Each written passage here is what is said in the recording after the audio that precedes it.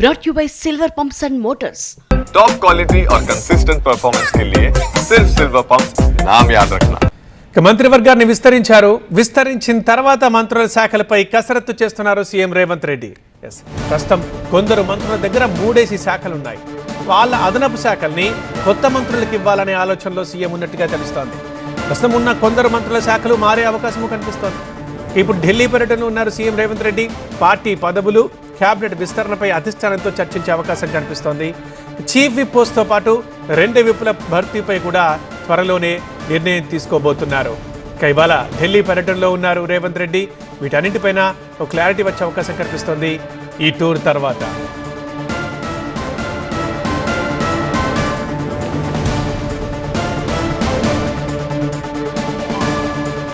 ఇక మా senior correspondent Prabhakar live లో జాయిన్ అవుతున్నారు. ప్రభాకర్తో మాట్లాడదాం. ప్రభాకర్, ఢిల్లీ టూర్ మంత్రివర్గ విస్తరణ విప్పులకు సంబంధించిందేనా?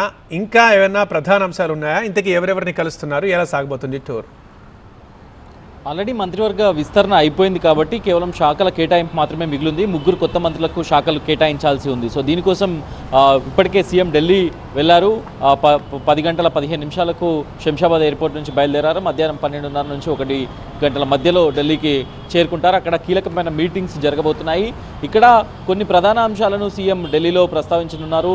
దానిపైన ఒక క్లారిటీ రానుంది. ఒకటి, కొత్త మంత్రులకు శాఖలు కేటాయించడం. యాక్చువల్గా అయితే ప్రమాణ స్వీకారం చేసిన ఈవినింగ్ కల్లా మంత్రులకు శాఖలు కేటాయిస్తారు. కాకపోతే కొంత సీఎం దగ్గర ఇప్పటికే కొన్ని అదనపు శాఖలు ఉన్నాయి కాబట్టి వాటిని అలర్ట్ చేయాలా, లేకపోతే కొంతమంది మంత్రుల దగ్గర ఒక్కొక్కరి దగ్గర 2-3 అదనపు శాఖలు ఉన్నాయి. సో వాటిని అలర్ట్ చేయాలా, లేకపోతే మంత్రుల దగ్గర ఉన్న శాఖలను రీషఫిల్ చేసే అవకాశం కూడా కనిపిస్తుంది మనకు. కొంతమంది మంత్రులు పూర్తి స్థాయిలో, అంటే ఎవరైతే పట్టు సాధించని మంత్రులు ఉన్నారో, తమకిచ్చిన శాఖలపైన పట్టు సాధించని ఇంకా కూడా కొంత పట్టు రావాల్సిన మంత్రులు ఉన్నారో వాళ్ళ శాఖలను మార్చి కొంత యాక్టివ్గా పనిచేసే మంత్రులకు ఇచ్చే అవకాశం అయితే కనిపిస్తుంది. దాంతోపాటుగా అదనంగా ఉన్న శాఖలను కొత్త మంత్రులకు అడ్జస్ట్ చేయడం, సీఎం దగ్గర ఉన్న కొన్ని శాఖల్ని పాత మంత్రులకు కూడా కొన్ని అడ్జస్ట్ చేయడం వంటి రీషఫ్లింగ్ అయితే జరగబోతున్నట్టుగా స్పష్టంగా తెలుస్తుంది. ఎందుకంటే 24 గంటలు గడిచినా కూడా మంత్రులకు శాఖలను అలాట్ చేయకపోవడం అనేది క్లియర్గా దీన్ని చూస్తే అర్థమవుతుంది. అంటే ప్రభుత్వం కూడా ఎఫెక్టివ్గా పనిచేయడానికి పలుసార్లు ఇట్లాంటి ఎక్సర్సైజ్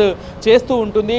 గత ప్రభుత్వాలు కూడా ఇలాంటి ఎక్సర్సైజ్ని చేశాయి. గతంలో పనిచేసిన కాంగ్రెస్ గవర్నమెంట్ యూపీఏ 1 కానీ యూపీఏ 2లో కానీ, రాష్ట్రంలో కాంగ్రెస్ గవర్నమెంట్ ఉన్నప్పుడు వైఎస్ఆర్ కానీ, కిరణ్ కుమార్ రెడ్డి కానీ, లేకపోతే రోషయ్య హయాంలో కానీ ఇట్లాంటి రీషఫ్ల్ అనేది జరుగుతూ ఉంటుంది. ఎప్పటికప్పుడు ప్రభుత్వం కానీ ముఖ్యమంత్రి కానీ తన విచక్షణకు అనుగుణంగా ఏ మంత్రులైతే పర్ఫెక్ట్గా ఒక పోర్ట్ఫోలియోకు సూట్ అవుతారో, లేకపోతే ఆ పోర్ట్ఫోలియో ఇవ్వాలనుకుంటారో అప్పుడు ఈ రీషఫిల్ జరిగే అవకాశం అయితే ఉంటుంది. సో ఇప్పుడు కూడా అదే అంశం జరగబోతున్నట్టుగా తెలుస్తుంది. ఢిల్లీ పర్యటన ప్రధానంగా దీనిపైన తెలుస్తుంది. ఇక ఇంకొక ప్రధానమైన అంశం చీఫ్ విప్. అట్లాగే 2 విప్పులు ఖాళీ ఉన్నాయి. చీఫ్ విప్ ఇప్పటివరకు భర్తీ చేయలేదు.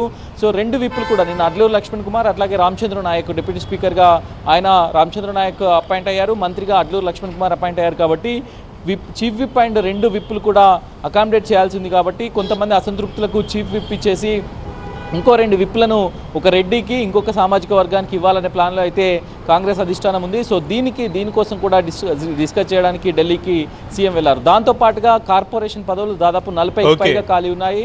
సో వాటిని కూడా భర్తీ చేసే అవకాశం ఉంది కాబట్టి దానిపైన కూడా డిస్కషన్ ఉంటుంది. రైట్ ప్రభాకర్.